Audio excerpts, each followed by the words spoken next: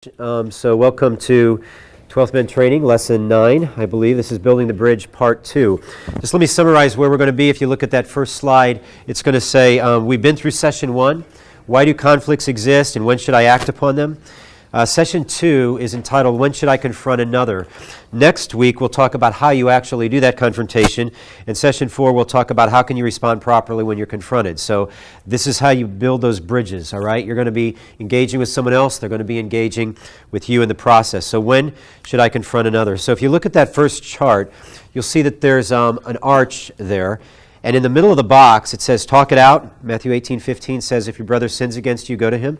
1 Peter 4:8 says, love covers a multitude of sins. So there is the option for you to say, okay, I can overlook this. At some stage, it grows in its intensity, and you need to move back up to the section where you got to talk it out, and you actually have to talk to them. You may find in the talking process you can't figure it out alone, and so you need help. And that's why Matthew 18:16 says take somebody else with you, so you might get help. The great concern is that you'd start to try to resolve the conflict or deal with the conflict outside of that box, okay? Which means you're either going to run into the escape side. You're not going to talk about it all, you're going to deny, you're going to blame, you're going to run away from the situation, or you're going to deal with it on the attack side. You're going to put it down, gossip, fight, quarreling, all of that. So you want to keep moving to the top of that arch when you're dealing or wrestling with your conflicts. So whenever you're dealing with a conflict, you're going to have to make some judgments. They're going to have to make some judgments. More often than not, when I'm counseling someone, a couple, for instance, they are all about telling me who's at fault, and it rarely is them, okay? So you recognize, don't you, that there is judgment that's taking place, and sometimes that judgment is forbidden in the Scriptures.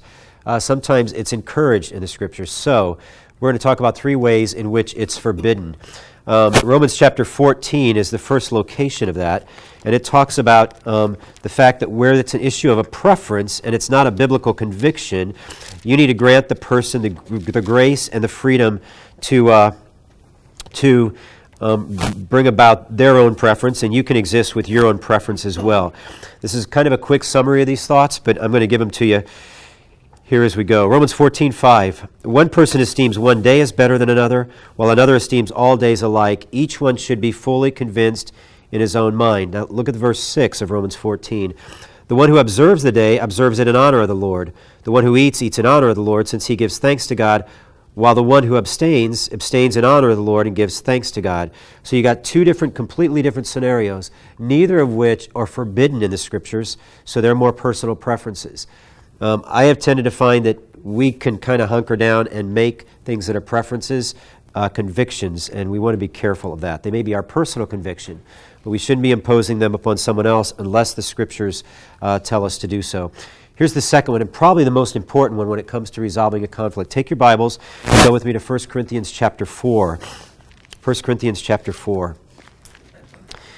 I tend to think that as I've watched fighting quarrels take place in my own life as well as in others' lives, this is probably the key element. If you can figure this one out and stop doing this on your own part with other people, you're going to find your relationships improve.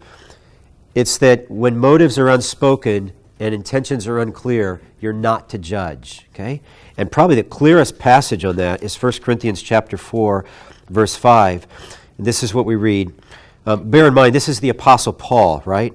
So let me back up and come at it from verse 2. Moreover, he says, it is required of stewards that they be found faithful, but with me it is a very small thing that I should be judged. See, he's saying, okay, I shouldn't be judged by you or any human court. Notice this, he says, in fact, I do not even judge myself.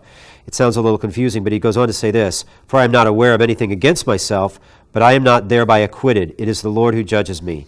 So what Paul says is this, even though my conscience is clear, I could have made a mistake. But if I don't know what's going on inside of me, finish it for me, then you don't know what's going on inside of me.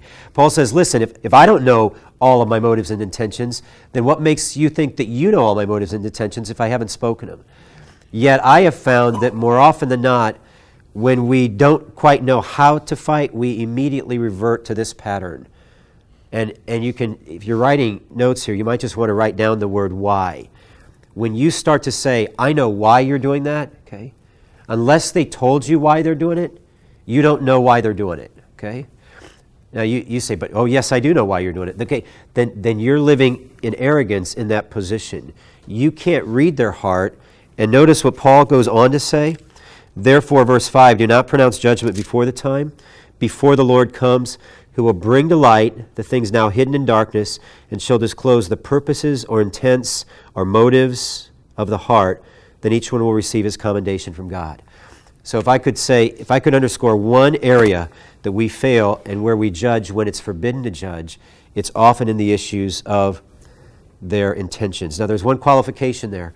The Bible says that out of the abundance of the heart, the mouth speaks. So if they've told you or spoken, you can hold them accountable to their words, but you can't presuppose things going on in their heart unless they speak it. You say, but I know what's going on. I can tell. I've been through this before with them, okay? You've got to realize that unless they've spoken their motives or intentions to you, you've got to acknowledge that you don't know, okay? Finally, let's take one area where we're forbidden to judge. Here it is. If you've not first evaluated yourself, Luke 17:3, in a critical passage we'll talk about next week regarding how we go through the confrontation process, starts with this statement, take heed to yourself. It starts saying, check your own sin first.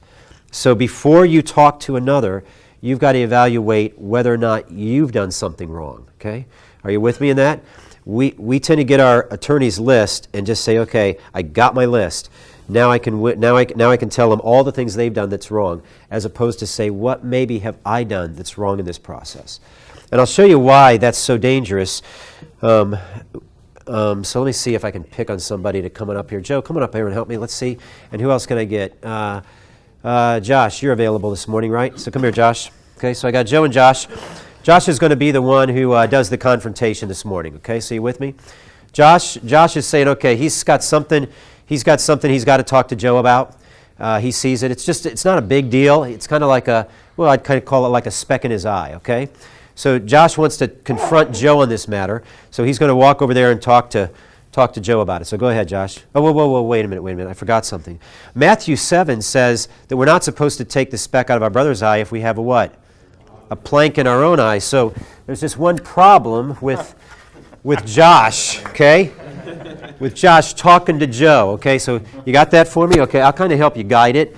All right, so what I need you to do for me, Josh, is I need you to go, you can let go of it, Joe, because you can see the plank in his eye, right? Absolutely, okay. So just for a moment, Josh, say, hey, I got to help you with this speck in your eye.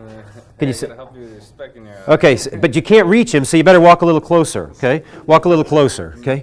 And you can see what's happening, right? So anytime you have a plank in your eye and you want to help somebody with their problem, you're just going to shove them away. Wow, this is serious in marriages, okay?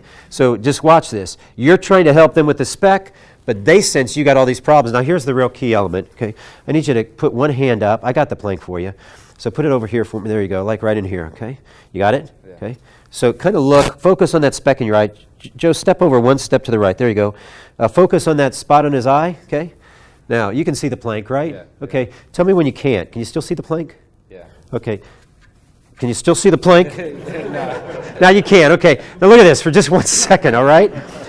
Does everybody in the room see the plank? Yeah. But Josh doesn't see the plank. Josh would be telling you, there is not a plank in my eye. Everybody say, there's a plank in your eye, Josh. Josh, do you see the plank? No. What? See, this is the thing you got to understand about that illustration. Everybody else can see what you can't see, right? Including the person that you're trying to help over here. And that is why you have to check your own sin first. You just need to spend time with God and say, hey, God, what in my life needs correction here, right? Before I just jump in and try to fix this other person's problem. By the way, if all of a sudden Josh says what? Joe, I know I got a plank in my eye. Go ahead, Josh, say it. Joe, I know I got a plank in my eye. But okay, you do. But I want to. I do want you to see. I'm working on that plank. Kind of get your hand on the plank like you're trying to get rid of it. Okay. I'm working on that plank. But can I talk to you about something? That's a lot different. See, than if a guy just says, "I don't see a plank. I don't see the plank. There's nothing wrong with me," and everybody else is saying there's something seriously wrong with you. Okay. So that's why you check your own sin first. Thanks, guys, in that process. Let me give you 3 more things real quick, and then we're done. And you're into your groups. Number 3, when judging is encouraged, okay? If it's plainly evident that sin is involved. In 1 Corinthians chapter 5, we find that Paul says, listen, you should have judged the brother who was sleeping with his stepmom.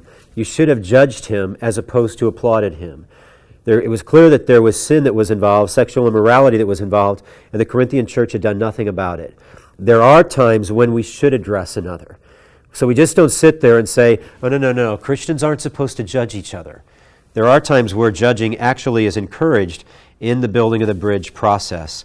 Number two, if it's clear that wrong belief is being practiced.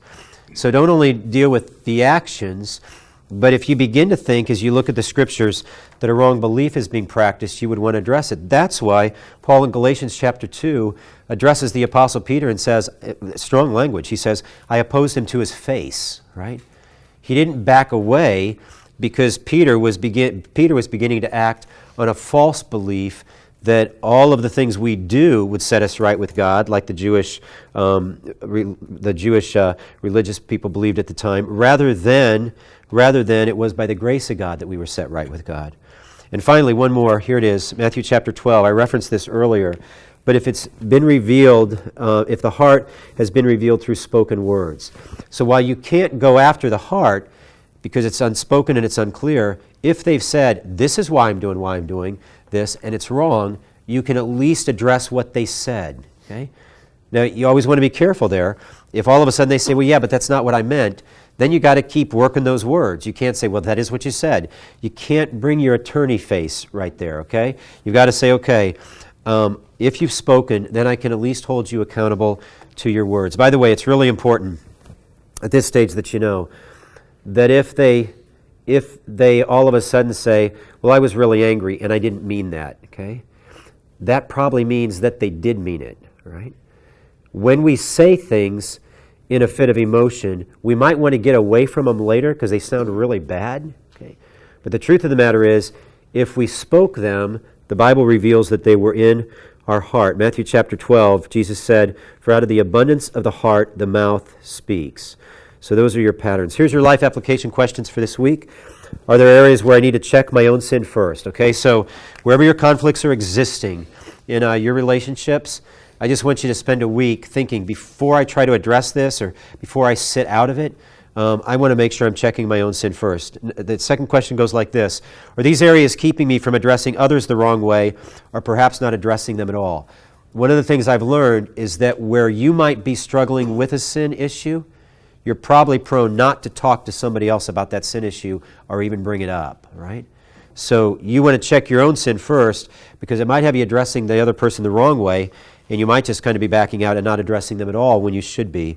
What steps can I take to check my own sin this week? Okay, so that's what you're working on this week as we prepare for next week, how you walk through that process.